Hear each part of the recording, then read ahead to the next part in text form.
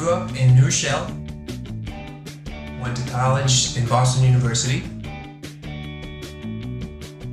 I was in London, I was studying economics. I worked at a finance company and I realized that's not what I wanted to do. So I sort of reverted back to painting like I did in high school. And then I worked in the music business for 5 years. I got to do a whole bunch of traveling.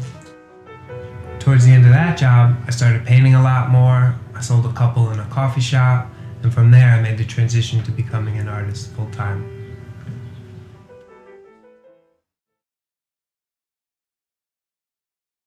The Love Robot started as a notebook drawing. From there I started using it in paintings.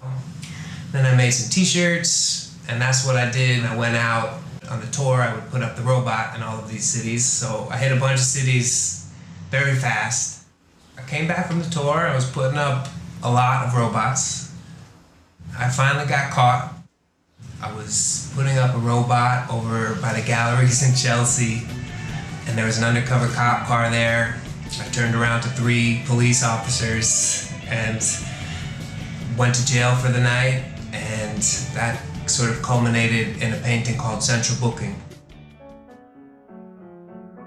Mainly I use acrylic paints, but I like to use sort of whatever I have at hand. I like to use charcoal or markers or spray paint, because the more I find that I add to a canvas, the more dynamic it becomes. Jasper Johns was probably my first favorite.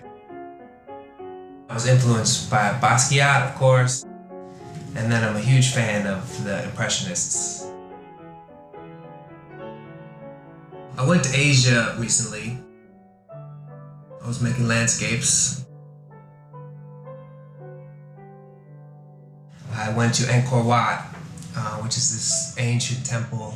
I was out there in the blazing sun for 3 days, and I met a cute little girl named Dove who was selling stuff, and she would come up and give me a Coke or just be my friend for the whole painting, all 3 days. I got back from Asia and was itching to make a little bit more loose work, so I got some unprimed canvas, put it on the ground, started listening to Sly and the Family Stone, the Beatles, James Brown, and I started making these large-scale abstract works, which is, I think, my favorite type of painting to make.